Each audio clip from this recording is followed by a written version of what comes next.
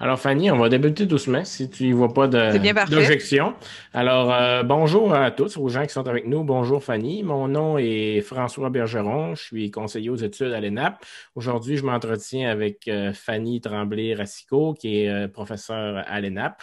Donc, on va parler un peu de transport durable, de développement des transports, de ces cours à l'ENAP. En fait, l'objectif aujourd'hui, pourquoi on vous rencontre, c'est simple. Si on veut vous donner le goût de venir chez nous.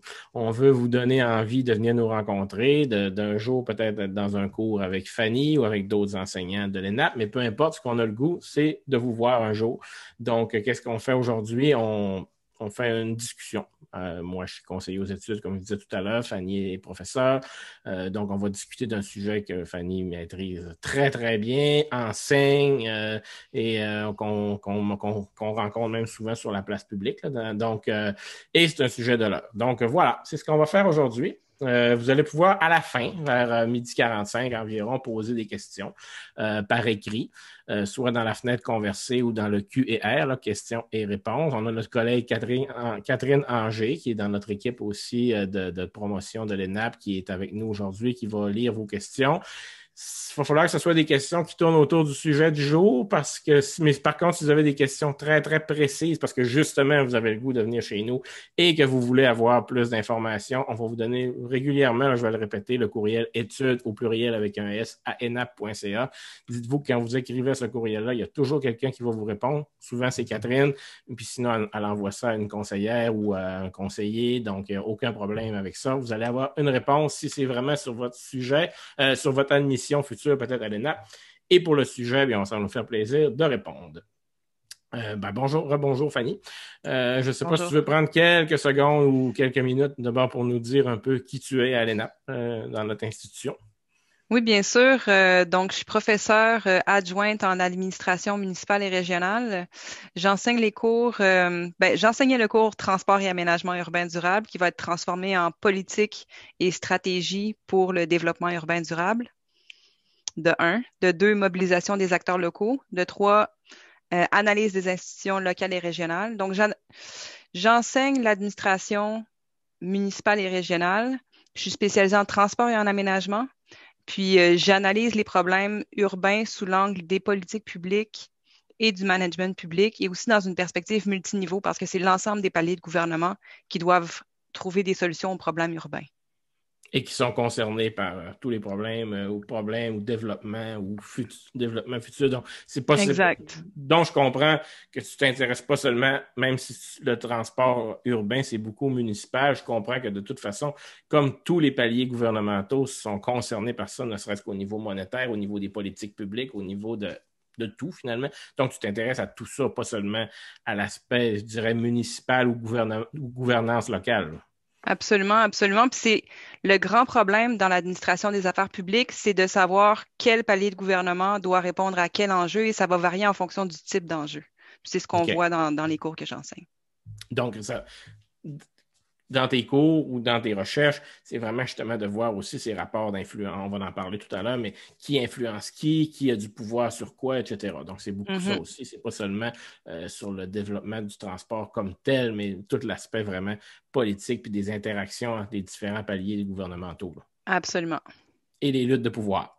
Et des luttes de pouvoir entre les Puisqu'il y en a différents beaucoup dans ce intérêts. domaine-là. Absolument, absolument. Parce que c'est pas juste un outil pour transporter des gens, c'est un outil de développement urbain aussi. Donc, dans ce temps-là, il y a des gros intérêts qui sont impliqués. Alors, d'un point de vue d'un administrateur public, c'est quels objectifs on priorise, quelles réponses qu'est-ce qu'on répond face à tel ou tel intérêt, parce que ces intérêts-là, ils sont multiples, là. Donc, en tant que décideur, comment on gère les affaires gouvernementales? On parle de mobilité. C'est un sujet qui t'intéresse beaucoup. Mais qu'est-ce que la mobilité durable? Qu'est-ce que le mot ou le concept de durable vient faire en s'accrochant au mot mobilité? Ben, la mobilité durable, c'est la sobriété, là. La mobilité, c'est la capacité pour quelqu'un de se déplacer. OK. Moi, j'aime plus le terme accessibilité parce que ce qui est important, c'est l'accessibilité aux services, aux institutions, aux endroits où on a besoin d'aller. Et des fois, l'accessibilité, ça peut être l'accessibilité par le télétravail. Donc, l'accessibilité est un concept qui est plus large que l'aspect mobilité qui peut se référer davantage au transport. Euh, Selon la politique de mobilité durable du gouvernement du Québec, là, l'approche qui a été retenue, c'est une approche internationale qui s'appelle l'approche RTA, réduire, transférer et améliorer. OK. Réduire, c'est dans cet ordre-là. D'abord, on doit réduire notre demande en déplacement, nos besoins en transport, donc le télétravail, euh, les stratégies d'aménagement du territoire qui font en sorte qu'on minimise la fréquence et la distance des déplacements, donc réduire. Transférer, c'est le transfert modal, s'assurer que les gens lorsqu'ils peuvent, prennent la marche ou le vélo pour faire les déplacements les plus près. Puis quand ils font des déplacements qui sont plus éloignés, est-ce qu'ils peuvent prendre les transports collectifs ou avoir accès à l'autopartage? Donc, transfert modal, transférer de mode. Et améliorer, ben, c'est l'amélioration du bilan carbone de la mobilité durable. Puis c'est l'électrification essentiellement, là, l'électrification des transports au Québec, mais dans d'autres provinces ou dans d'autres juridictions où leur énergie provient des énergies fossiles, leur électricité provient du charbon, ben là, c'est mieux d'avoir une auto à plus faible consommation énergétique qu'avoir un véhicule électrique. Là. Fait que l'amélioration, c'est pour l'amélioration du bilan énergétique des transports. Donc, la mobilité durable, réduire, transférer et améliorer. Donc, c'est un concept qui est international, qui est mondial. Dans le fond, oui, là, toi, tu t'intéresses peut-être plus aux politiques au niveau Québec, Canada, mais tous les pays, ou à peu près, doivent réfléchir à ces choses-là, ne serait-ce que parce que la population augmente, les villes s'étendent de plus en plus. Donc, ça concerne à peu près tout le monde. Ces dynamiques-là, là, on les retrouve. C'est curieux quand j'échange avec des collègues de France, d'Amérique latine et tout ça, les problématiques urbaines à cause de la dynamique de l'occupation du territoire, du développement urbain, euh, sont très, très, très similaires d'un endroit à l'autre, Okay. mais les solutions administratives et politiques vont être en fonction du cadre juridique. Là. Dans un régime fédéral et dans un régime centralisé, les réponses vont être différentes parce que les paliers de gouvernement ont différentes responsabilités. Puis comme on sait que dans les derniers 50 ou 100 ans, les gens se sont énormément urbanisés. C'est quoi maintenant aujourd'hui? 80 et quelques % des gens qui vivent dans une zone urbaine, peut-être même plus, ou peut-être mes chiffres sont absolument pas bons. Mais peu importe le pourcentage, on s'entend que ça augmente toujours. Là. La majorité de la population mondiale vit dans une agglomération urbaine, oui. Donc, en plus, ça concerne aussi les gens en tant que citoyens qui vivent sur la planète, puisque c'est un très gros pourcentage de gens qui vivent en zone urbaine. Le Mais ministère des... Oui, un instant là-dessus, j'ajouterais quelque chose. J'étais dans une réunion hier et on faisait la distinction entre étalement urbain et développement urbain. Parce Okay. on peut faire du développement territorial sans faire d'étalement. Parce que l'étalement urbain, là, les gens qui vont habiter aux frontières de la ville, ils vont appartenir à l'agglomération. Alors qu'on peut avoir du développement territorial qui ne soit pas nécessairement de l'étalement urbain. Alors, il faut vraiment distinguer les deux. C'est comme s'il y avait un bon développement et un moins bon développement. Okay. Donc, étalement et développement, ce n'est pas du tout le même concept. Exact. OK. Il y a 3 ans, le ministère des Transports du Québec a écrit une politique importante qui est la politique de mobilité durable 2030. Bon, on ne rentrera pas dans tous les détails de cette politique-là puisqu'on va discuter jusqu'à 12h45 et là, le but n'est pas de dépasser vraiment tout ça. Mais est-ce que, bon, ça parle de déplacement en voiture, solo, de consommation de pétrole, de gaz à effet de serre, etc. Est-ce que tu penses qu'avec ce qui se passe présentement, la pandémie, est-ce que ça peut... Parce que quand on fait une politique, bien, on regarde dans ce qui va se passer dans les 10, 15 prochaines années.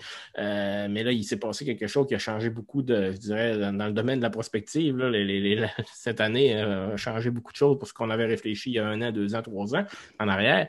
Est-ce que ça va changer selon toi? Je sais que tu n'as pas de boule de cristal, mais est-ce que ça va changer quelque chose? Et est-ce que cette politique-là va devoir être revisée à cause de ce qui se passe présentement avec la pandémie? Oui, ben, je reviens à l'approche RTA, réduire, transférer et améliorer. Là, on a fait le réduire, on l'a réduit notre demande en transport parce que ça a permis le télétravail. Puis, à l'époque, les gestionnaires étaient très réticents au télétravail, mais là, il y a eu une obligation, il y a eu une adaptation. Les gens, ils ont adopté le télétravail. Donc, il y a une partie du problème ou de la solution qui a été remplie là, avec le télétravail. Donc, tout l'aspect réduire. Maintenant, il y a une grosse menace, c'est que lorsque les gens vont commencer à retourner au bureau, peu importe s'il y a du travail hybride ou tout ça, les gens, ils vont être incités à prendre leur voiture parce qu'il y a moins de congestion. C'est vraiment, c'est Ah, mathématique, là. C'est une question de temps. Combien ça me prend de temps pour me rendre au travail? S'il n'y a pas de congestion, je vais prendre la voiture. S'il y a de la congestion, je prends les transports collectifs. Il y a ça qui rentre en ligne de compte. Il y a autre chose qui rentre en ligne de compte, c'est l'aspect sécurité. Est-ce que les gens se sentent en sécurité de manière sanitaire, là, de prendre les transports collectifs? Donc, ça prend une fréquence qui est importante pour pas pour pas que les gens soient coincés dans les transports collectifs. Il faut qu'il y ait une bonne fréquence, il faut qu'il y ait du nettoyage, le port du masque, la distanciation à l'intérieur des véhicules. Donc ça, c'est vraiment important. Puis il y a un autre risque aussi, c'est qu'avec le déclin de l'achalandage des transports collectifs, il y a certaines sociétés de transport qui ont réduit leurs services. Fait que quand tu réduis ton service, tu as un impact sur ton offre, là. C'est vraiment un cercle vicieux, là. Fait que si tu as moins de fréquences, tu as moins d'envie de le prendre parce que ça va être plus rapide de prendre la voiture ou d'autres modes. Puis, il y a plus de risques que ce soit bondé. Donc, les gens se sentent moins en sécurité. Alors, il y a vraiment un gros risque pour la fréquentation des transports collectifs. Et je pense que le grand défi des sociétés de transport, ça va être de trouver des solutions pour que les gens, lorsqu'ils se déplacent, prennent le transport collectif pour assurer un achalandage et pour pas que les déficits d'exploitation qui ont un gros poids sur les municipalités explosent et qu'il y ait un effondrement de nos services. Mais il y a des solutions qui existent.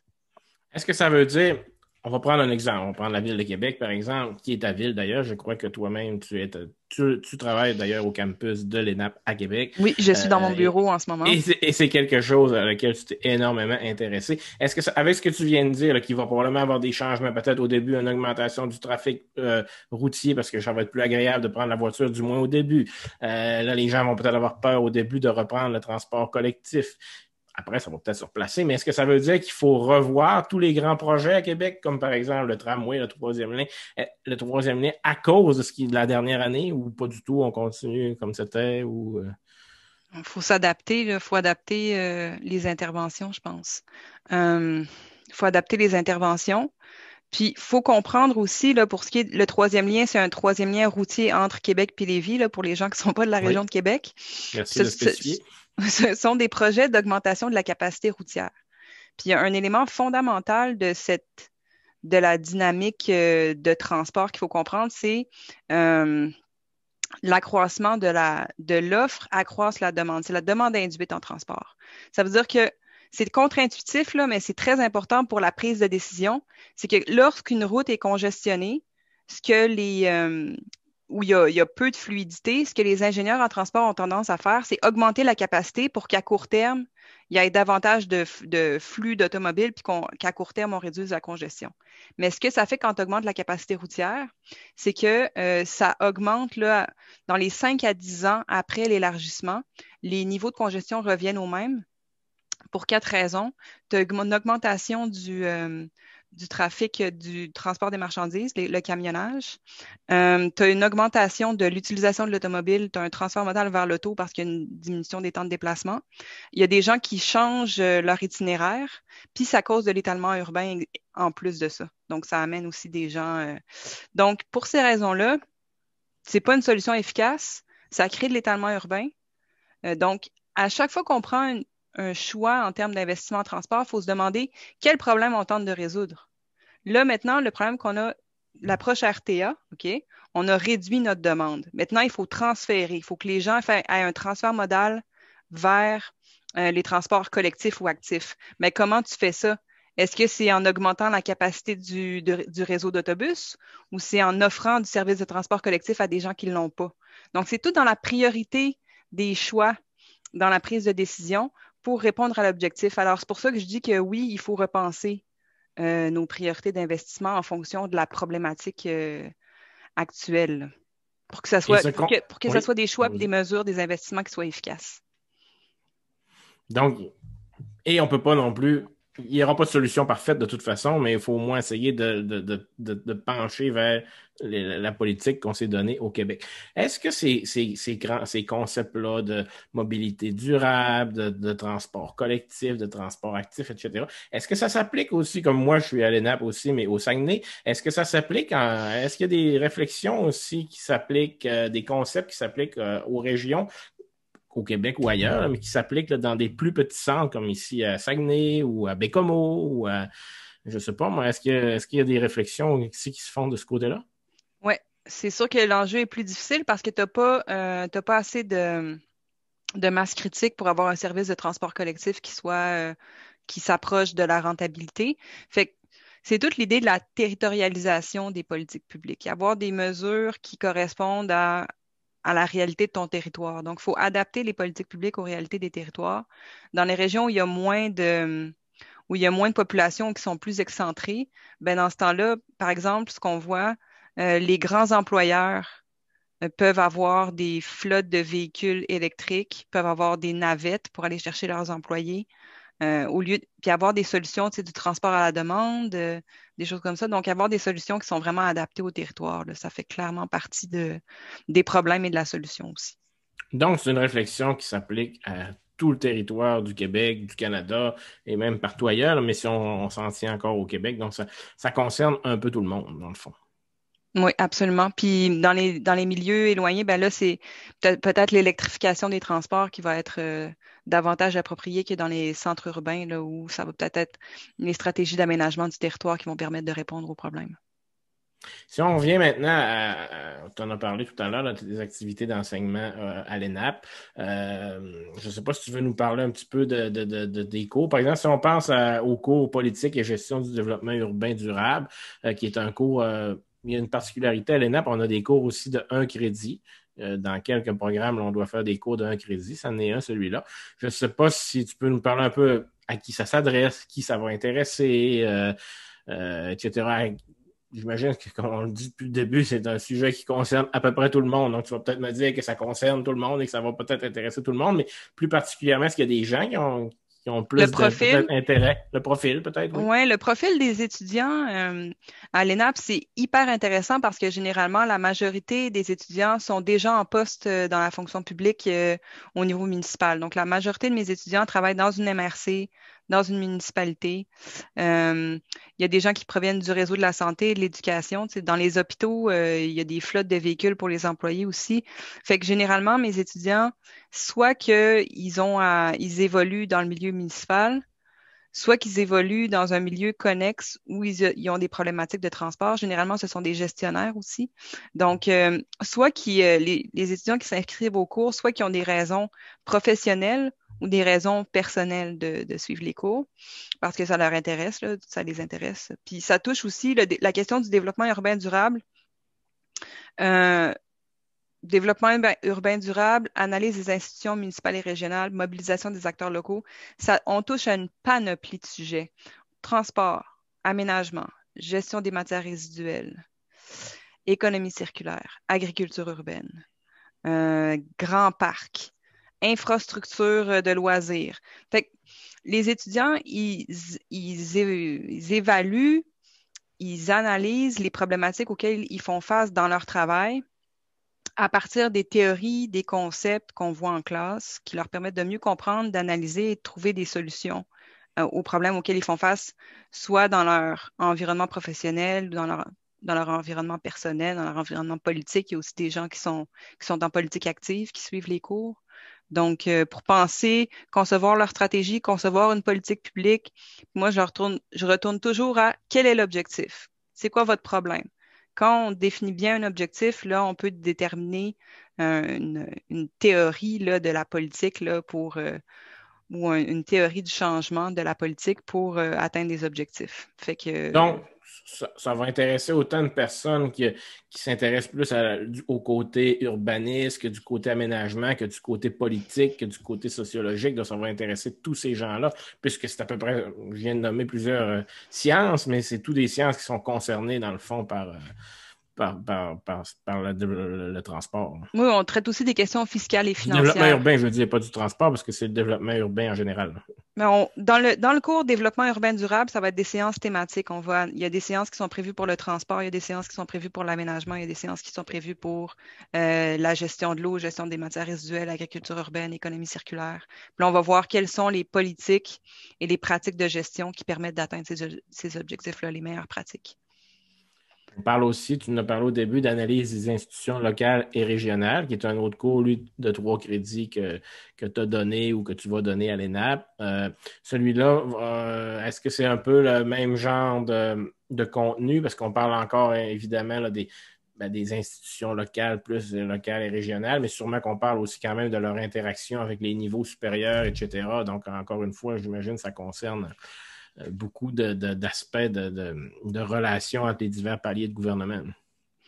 Oui, et pour simplifier la compréhension, parce que c'est très complexe, l'analyse des institutions locales et régionales, pour faciliter la compréhension pour les étudiants, j'ai remodulé le cours en fonction des différents paliers. Donc, on a une section au début qui est théorique, donc les instruments de politique publique, les grands principes de la gestion de l'État, des choses comme ça. Et ensuite, c'est par palier de gouvernement. Donc, provincial, métropolitain, régional, local et au niveau des quartiers, des institutions de quartier. Donc, on voit chaque séance et on voit un palier de gouvernement. C'est sûr que c'est la municipalité qui est la première, qui est le palier principal à l'analyse, mais cette analyse-là, multiniveau, on la découpe en strates. Puis ensuite de ça, il y a des séances qui sont plus thématiques sur la gouvernance multiniveau, la participation, la consultation publique et différentes thématiques plus spécifiques comme ça qui ont trait à l'analyse des institutions. Donc, et c'est une particularité des 2 cours qu'on vient de parler, qu'on ne va pas nécessairement retrouver dans tous les cours, quoique oui, ça peut s'appliquer souvent, mais dans les 2 cours qu'on vient de discuter, c'est aussi intéressant pour l'aspect citoyen. C'est-à-dire que oui, comme administrateur public, comme fonctionnaire, comme élu, attaché politique, peu importe, ces cours-là sont très pertinents, mais même pour quelqu'un qui s'intéresse à ça en tant que citoyen ou qui est impliqué dans un comité ou qui veut influencer son conseil municipal, son conseil de quartier, etc., c'est pas tous les cours quand même à l'ENAP, je dirais qu'il va y avoir demain matin tout de suite une utilisation, entre guillemets, personnelle, mais dans le cas de tes 2 cours, c'est aussi le cas. Ça va aussi pour des gens qui peuvent s'intéresser à ça comme action citoyenne. Oui, mobilisation des acteurs locaux aussi. Là, il y a beaucoup de gens qui s'intéressent à la politique qui sont dans ce cours-là. Puis aussi des gens qui sont dans l'administration, mais qui ont à gérer des politiques de participation publique, des processus de consultation. Donc, comment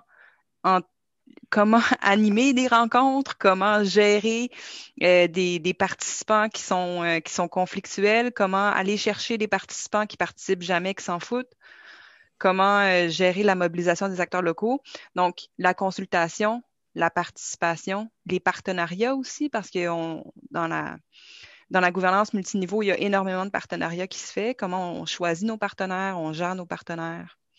Ça veut aussi dire que de bien comprendre ces interactions-là, on va souvent inviter à des gens de donner des coups d'épée dans l'eau aussi, de bien comprendre, ça, c'est telle organisation qui va plutôt influencer telle, etc. Il y a tous des liens à ces choses-là. Donc, j'imagine que ça peut aider aussi justement à comprendre ce qu'on appelle en langage populaire la machine pour justement viser à bonne place, comme on dit, lorsqu'on veut poser une action ou qu'on veut consulter. Il y a sûrement des choses qu'on peut apprendre dans tes cours qui vont nous éviter aussi de faire des grosses actions des fois, mais qui vont servir absolument à rien. Oui. Parce qu'on n'a pas bien compris les institutions. Okay. Oui, absolument. Parce qu'il y a sûrement qu'il y a de nombreux pièges aussi dans les actions citoyennes, ou des fois, c'est seulement qu'on n'a pas bien compris que même si on influençait telle personne ou telle organisation, ben, c'est pas cette personne-là qui a des pouvoirs soit sur la future politique, soit sur l'aménagement de tel quartier ou de la construction de tel parc. C'est pas que les gens n'ont pas fait les bons efforts, ils se sont juste pas adressés aux bonnes personnes ou aux bonnes organisations. Oui, ben ça, c'est vraiment suivant le cours analyse des institutions. Puis mobilisation, on est plus dans les stratégies. Okay. Comme par exemple, le cours cet hiver, là, ça a été un hiver assez exceptionnel. J'ai invité des conférenciers. Donc, on a reçu Philippe Bourque, qui est le président du Bureau d'audience publique sur l'environnement, Michel Leblanc, qui est chef de la CCMM, la Chambre de commerce de Montréal métropolitain. J'ai invité la personne responsable de l'Office de consultation publique de la Ville de Montréal, quelqu'un qui travaille au Centre d'écologie urbaine, qui fait des projets avec des municipalités puis qui mobilise la population. J'ai reçu un citoyen qui a entrepris une grosse démarche contre l'administration municipale. Donc, on est vraiment dans le spectre gauche-droite, là. Puis chaque participant intervenant est venu nous parler de leur stratégie de mobilisation, puis de l'impact professionnel et personnel que ça a eu aussi sur leur pratique, là. Et tu Donc, m'ouvres une super belle porte. Je n'avais pas prévu parler de ça, mais je le rappelle aux gens qui nous écoutent présentement, c'est le cas, comme vous voyez, des cours de Fanny, mais c'est le cas dans beaucoup de cours à l'ENAP, c'est-à-dire qu'on voit des choses concrètes, des choses de l'administration publique, mais applicables. Oui, il y a des théories dans nos cours. Oui, c'est des cours de deuxième cycle où on réfléchit aux grands théoriciens. On va voir des grands théoriciens, des choses comme ça, des gens qui ont fait des réflexions, disons, plus théorique, mais vous voyez ce que Fanny vient de dire, puis plusieurs enseignants et professeurs de l'ENAP pourraient vous le dire aussi. Il y a beaucoup de choses là, applicables. C'est de la pratique aussi à l'ENAP. C'est des cours qu'on peut pratiquement mettre en application le lendemain matin, ce qu'on a discuté, appris, lu, réfléchi dans un cours. Donc, on en a une belle démonstration avec ce que tu viens de dire. juste un mini commentaire là-dessus. Moi, quand j'étais aux études, j'étais toujours fâchée d'être dans un cours de sciences politiques puis qu'on parle pas de politique. Il y avait des événements là, qui se passaient, là, puis on n'en parle pas dans le cours. Fait que c'est vraiment un lieu aussi de réflexion sur les enjeux contemporains, ce que les gens font face, les choses auxquelles les gens font face dans leurs cours, dans leur pratique professionnelle, dans les médias. Donc, c'est un lieu de réflexion et d'échange là, sur ces enjeux-là. Ça va être ma dernière question d'ailleurs. Normalement, on la pose au début, mais je te la pose à la fin parce que tu m'as parlé de tes cours lorsque toi, tu étais étudiante. C'est quoi ton cheminement universitaire, toi, dans ton cas? Moi, je viens de sciences politiques, bac maîtrise en Sciences Po. J'étais frustrée parce qu'on ne parlait pas assez du palier municipal en sciences politiques parce que ça a toujours été considéré comme un palier administratif et non pas un palier politique.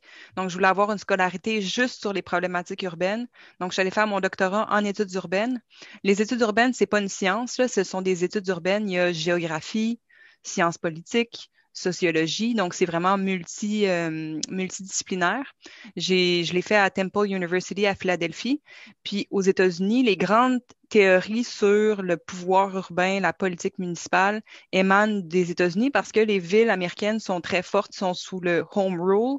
Les villes ont beaucoup, beaucoup de pouvoir. Fait qu'il y a énormément de théories qui émanent des États-Unis. Donc, j'ai fait ma formation en études urbaines là-bas, mais ma thèse, c'était vraiment une thèse de Sciences Po parce que je voulais pouvoir enseigner dans un département de sciences politiques ou dans une école d'administration publique. OK. Donc, tu as vraiment terminé, disons, ton parcours académique vraiment sur l'aspect local, mais particulièrement des villes et des municipalités.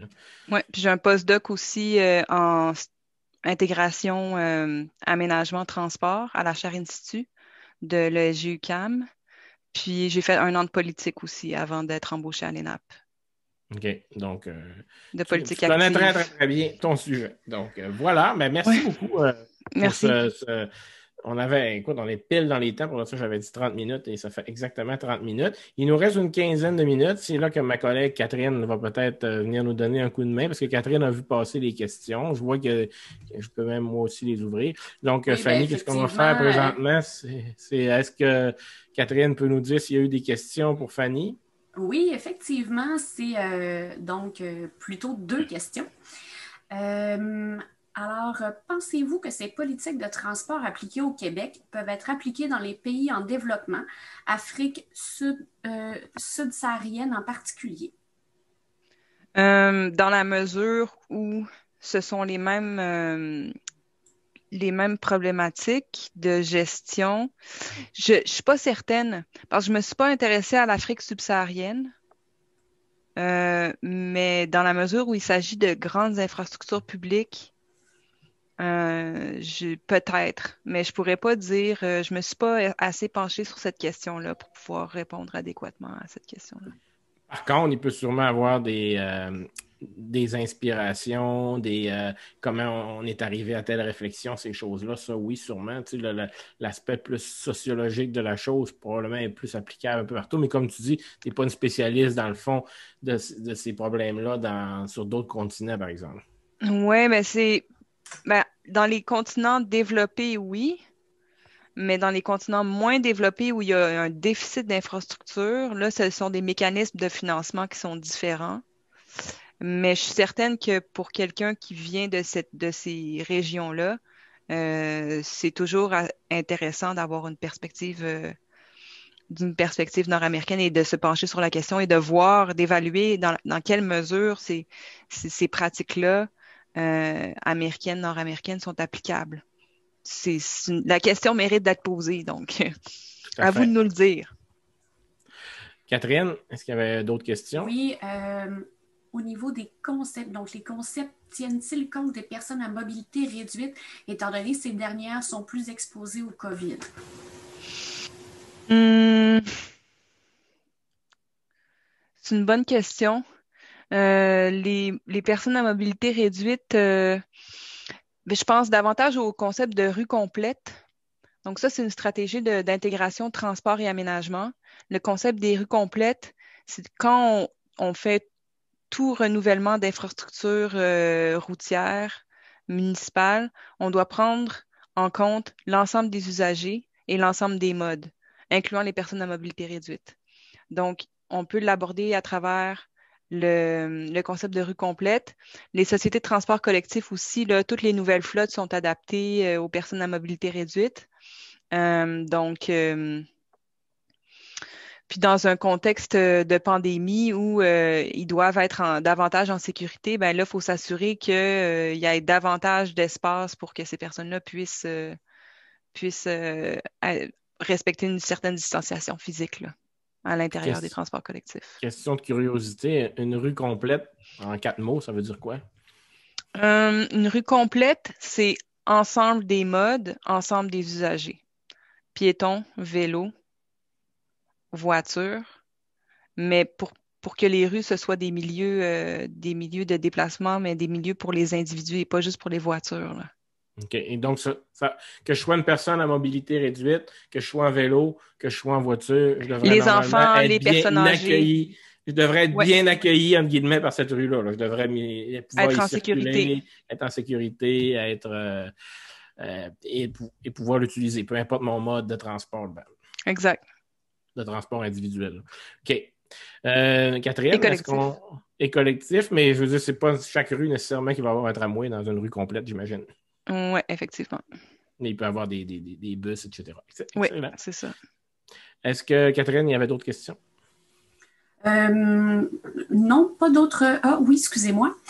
Quels sont les projets de recherche sur lesquels, donc, Fanny, vous travaillez actuellement? Euh, je viens de compléter avec une équipe de l'ENAP un projet de recherche sur l'utilisation des nouveaux pouvoirs de taxation des municipalités et comment elles peuvent être utilisées pour faire de l'écofiscalité. Donc ça, on a complété ça. En ce moment, je travaille sur l'abordabilité des TOD.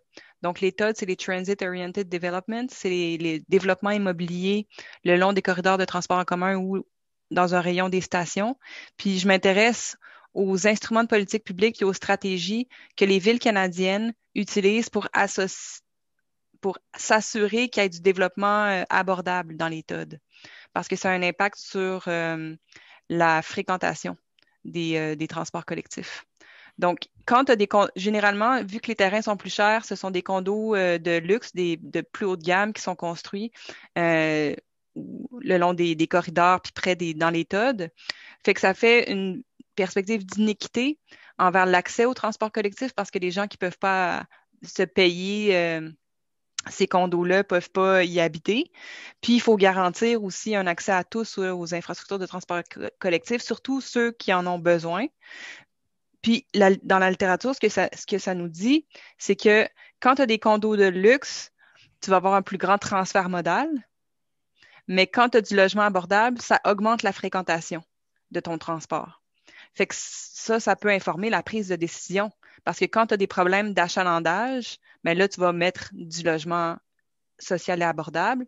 Mais quand ton objectif, c'est vraiment le transfert modal, ben là, tu peux avoir de l'immobilier au prix du marché. Donc, je regarde les instruments les stratégies que les villes ont.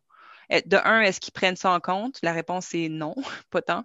Puis de deux, quand ils prennent en compte quels outils ils utilisent, là. Est-ce que ce sont des règlements d'inclusion et tout ça, des instruments de politique publique pour avoir de l'abordabilité dans les TOD? Parce que j'imagine que c'est quelque chose qui est discuté dans tes cours aussi. Une ville, un milieu urbain, c'est pas seulement c'est pas seulement une classe sociale, c'est pas seulement un groupe, c'est pas seulement, c'est beaucoup. J'imagine que ça augmente énormément la complexité de la réflexion aussi. C'est que là, on parle d'humains, donc on parle de gens qui ont toutes sortes de besoins, qui ont toutes sortes de revenus différents, qui ont toutes sortes de modes d'habiter et de préférences aussi. Il y a des gens qui vont vouloir habiter dans une maison unifamiliale à tout prix, des gens qui veulent vivre dans un milieu plus dense. Donc, est-ce que tout ça fait en sorte qu'il n'y a jamais de solution, je dirais, parfaite? Moi, je pense qu'il y a une solution parfaite. Ah oui? Ben, je veux Oui, l'entendre. je suis quelqu'un.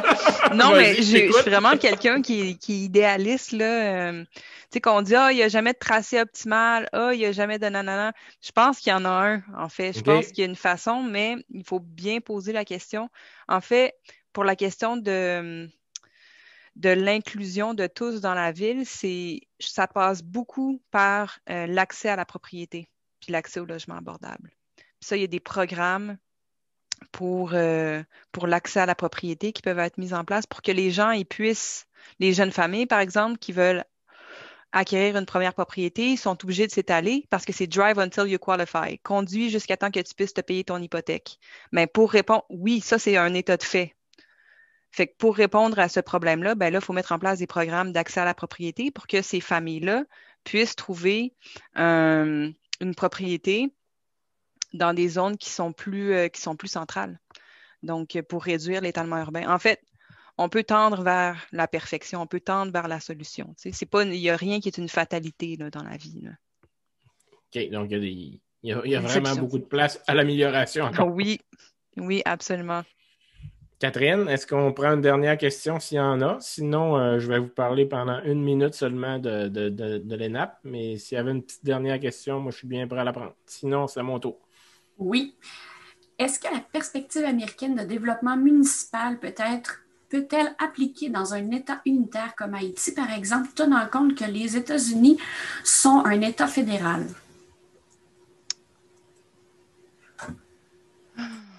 C'est une maudite bonne question. Attends-toi pas ce que ce soit moi qui réponds. Oui, mais j'espère que ça va être coupé au montage. Mais dans le cas je prends un exemple, là. Dans le cas de la politique de mobilité durable du gouvernement du Québec, la province s'est inspirée du cas américain, fédéral.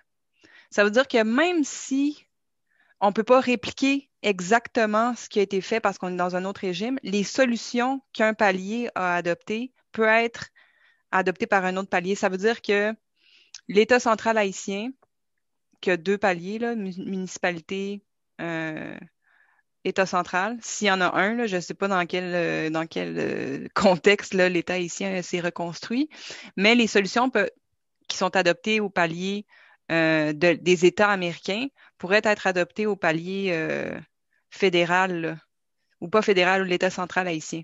Fait que je pense qu'il faut pas écarter du revers de la main certaines solutions parce qu'on dit ça c'est un État fédéral, ça c'est un État central. La politique publique puis le partage des compétences, elle peut être adaptée à un autre contexte. Et dans le domaine universitaire et scientifique aussi, les études comparatives, c'est quelque chose quand même qui est très répandu et qui souvent vont apporter pas nécessairement une recette du Québec qui va s'appliquer directement à Haïti ou vice-versa, une recette d'Haïti qu'on va venir appliquer directement au Québec. Par contre, des études comparatives aident beaucoup des fois à dire ça, on n'avait pas pensé à ça. Puis quand les autres, ils font ça comme ça. OK, ce petit bout-là, ça ne marchera pas ici, mais dans l'ensemble, si on a. Donc, il y a tout l'aspect aussi intéressant des études comparatives aussi lorsqu'on vient dans un cours qui va être plus québéco-centriste, on dirait, au Canada, plus sur les politiques canadiennes et québécoises, mais il y a toutes sortes d'inspirations, au même titre que nous, si on allait faire des études en Afrique, à Haïti, en Europe, il y a probablement plein de choses qui ne viendront pas s'appliquer chez nous, mais on va sûrement apprendre des choses, par contre, qui vont nous forcer à réfléchir à ce que nous, on fait chez nous. Là. Donc, il y a sûrement un peu de ça aussi. Là. C'est ce que j'ai fait dans ma thèse. J'ai comparé Toronto et Chicago, donc Canada, États-Unis, Illinois, Ontario, 2 villes. C'est sûr que les études comparatives sont plus longues. Tu sais, ça fait des thèses qui sont des projets de recherche qui sont vraiment plus complexes. Mais après ça, les résultats sont plus généralisables quand on choisit bien ces cas. Puis, on peut les appliquer dans un autre contexte institutionnel. Donc, ça a beaucoup de valeur, ces études-là. Ça va être sur cette question-là qu'on va terminer. Moi, je vais prendre seulement 1 ou 2 minutes pour rappeler aux gens qui sont avec nous, il y en a encore plusieurs, que aujourd'hui, c'est un peu comme lorsqu'on regarde un extrait de film dans une bande-annonce, c'est de vous donner le goût. C'est un petit morceau de l'ENAP que vous avez vu aujourd'hui. Donc, vous avez rencontré une enseignante, vous avez entendu parler des cours, de qu'est-ce qui se réfléchit chez nous. Bien entendu, il y a une panoplie de sujets. Aujourd'hui, vous en avez vu un petit morceau. On espère qu'on vous a donné le goût de venir nous voir, de déposer une demande d'admission à l'ENAP. Je ne ferai pas le tour aujourd'hui de nos programmes et tout ça, mais sachez que, plusieurs fois, j'ai vu Catherine écrire dans la fenêtre de conversation le courriel magique études avec un S à enap.ca. À la moindre question, si vous visitez notre site et vous dites « Ah, ça, je ne suis pas sûr d'avoir bien compris, c'est-tu vraiment ça? Est-ce que je peux commencer cet automne? Est-ce que je suis admissible? » etc. Études à enap.ca. Sur les jours ouvrables, en dedans de 24 heures, normalement, vous avez une réponse à votre question. On peut aussi, moi, je suis conseiller aux études, mais j'ai 4 collègues qui sont conseillères aux études aussi. On va probablement vous mettre en lien avec ces personnes-là, dépendamment sur quel campus vous voulez venir étudier, parce que l'ENAP, c'est Gatineau, c'est Montréal, c'est Québec, c'est Trois-Rivières, c'est Saguenay, mais c'est le monde entier aussi, puisqu'on a des cours en ligne, on a des programmes qui se font 100% en ligne. Alors, n'hésitez absolument pas à nous écrire. Souvent, c'est Catherine qui va recevoir votre courriel et il va terminer à bon port, je vous le promets. Puis vous allez avoir réponse à vos questions. Je ne sais pas si Fanny, tu as quelque chose à ajouter. Sinon, moi, je vais te remercier. Merci François pour ces questions aussi diversifiées que pertinentes. Merci à Merci ceux pour tes réponses. Merci aux participants aussi qui ont assisté, à Catherine pour avoir organisé.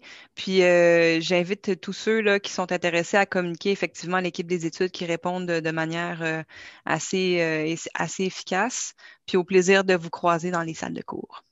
Oui, c'est ça qu'on veut, effectivement. Venez nous voir si vous voulez un jour être dans un cours de Fanny ou de quelqu'un d'autre à l'ENAP. Il y a aussi d'autres vidéos, d'autres entrevues comme ça qu'on a fait qui sont sur la chaîne YouTube de l'ENAP. N'hésitez pas à les écouter. Moi, j'en ai fait avec M. Nelson Nichaud, avec Marie-Soleil Tremblay, mais il y en a d'autres de mes collègues aussi. Fait que ça aussi, vous pouvez aller voir ça. Puis je vous remercie beaucoup de votre attention. Presque tout le monde qui était là au début sont encore là. Donc, merci On beaucoup. n'a pas perdu. C'est bon. Merci. Merci Fanny. Merci Catherine. Bye. Au revoir.